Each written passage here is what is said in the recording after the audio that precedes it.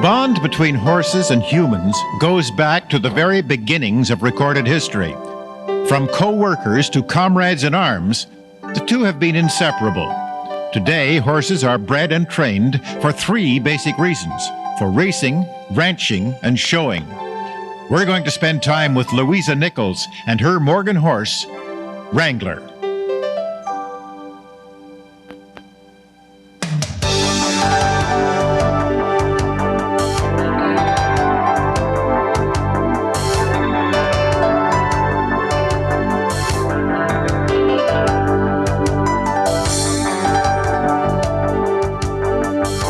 Louisa is a teacher, a trainer, and a dressage rider. Everything she does from sunup to sundown revolves around her love and respect for the horses in her care. Join Louisa as she works through a basic level test, followed by a display of riding aids and a surprisingly unique demonstration of paces.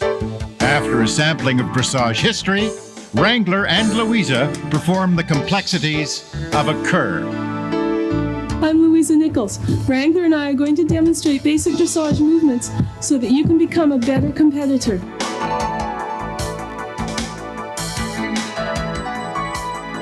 Work with Wrangler and Louisa as they use the commands of a basic level test to demonstrate riding techniques.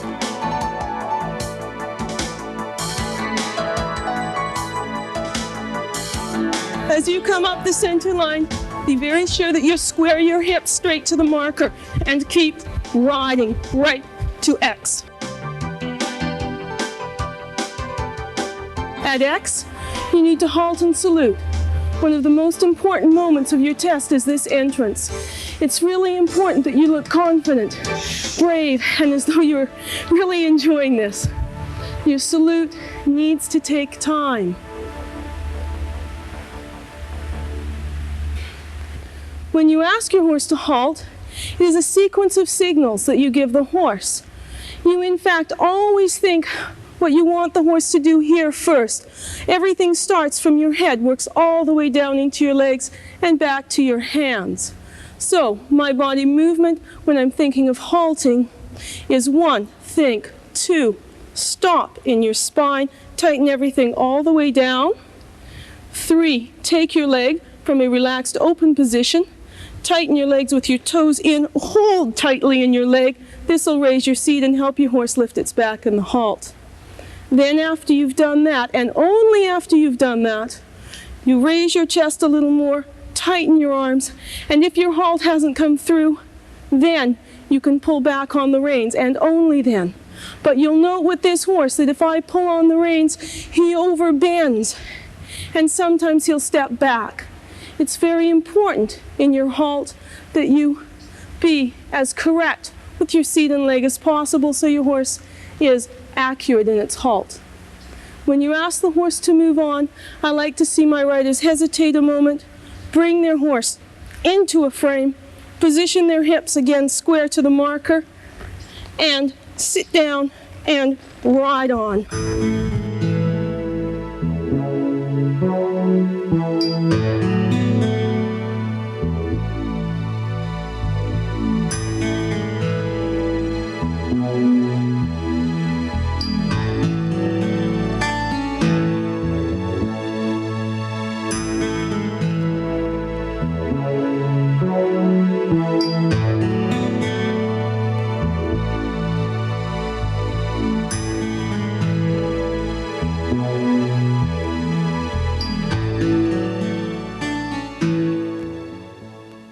When I ride my horse through the movement of lengthening stride, the judge needs to see me let the horse lengthen its frame and move with a longer, straighter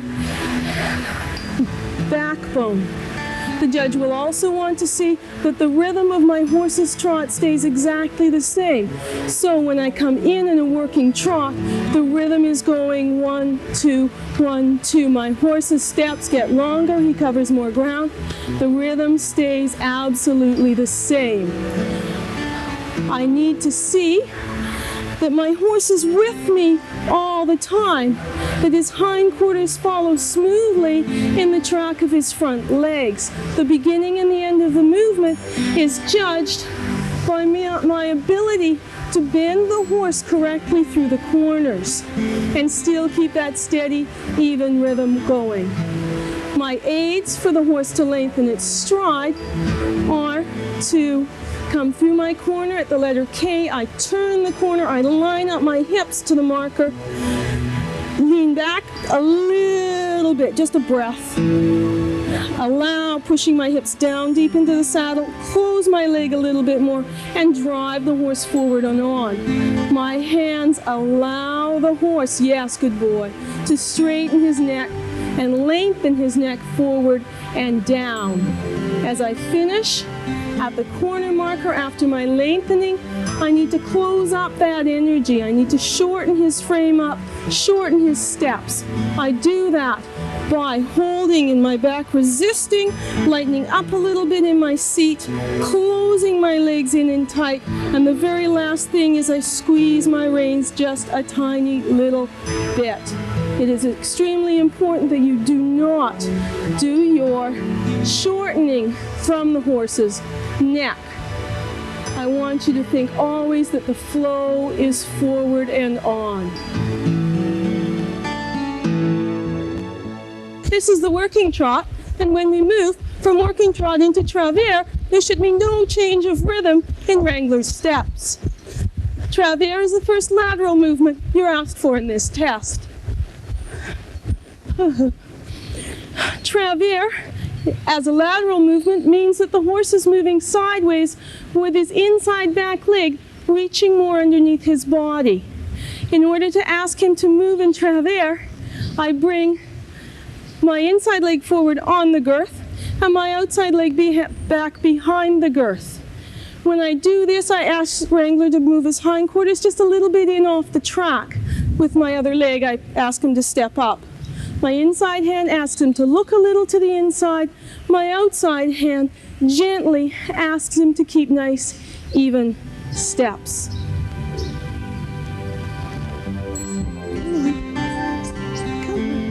That's it.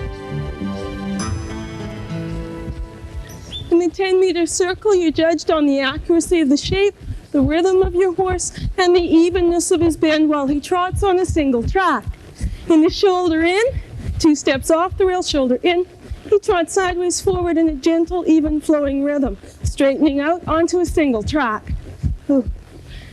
I ask my horse to do a shoulder in by using my inside leg on the girth, my outside leg behind the girth to prevent his quarters from swinging out. My inside leg is my most active leg, and it really pushes him sideways forward towards my outside regulating rein. The final touch on my shoulder in is asking for a gentle flexion right here in his jaw, just a little tipping of his nose to the inside. Throughout the whole of the shoulder in, I want my horse to keep a nice even forward flow of energy. Good boy, that's nice. To the corner outside, right? Oh dear. There we go. Nice working trot. It's a very good working trot. And I ask Wrangler to lengthen his steps. He's getting a nice stretch to, whoops, a little quick. There he is, he got stretch in his neck. And he comes back to working trot. The little clicking sounds on something called forging. Here I come into my travers, build a little rhythm, and Wrangler moves on. That's right. There, he's a good boy. And he likes that praise. Here's the 10-meter circle. When you ride this, it needs to be practiced an awful lot to give it a nice even flow. I bring his shoulders 2 steps in and a little more bend. That's a good boy. And I show him straightening on afterwards. Nice rhythm in my trot. I close my legs and stretch up to a halt. Good boy. The halt at sea is one of the most terrifying parts of the whole dressage test. You're right in front of the judge, and the judge looks at you, gives you a good once over. They can even see your tack and equipment and whether or not you're breathing. Depending on how nervous you are, and I sure am when I'm doing it, you need to take your time at this point.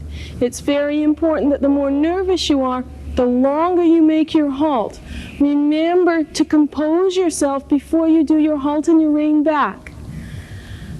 I like to breathe. I like to halt and then count 1, 2, 3, breathing. I don't care.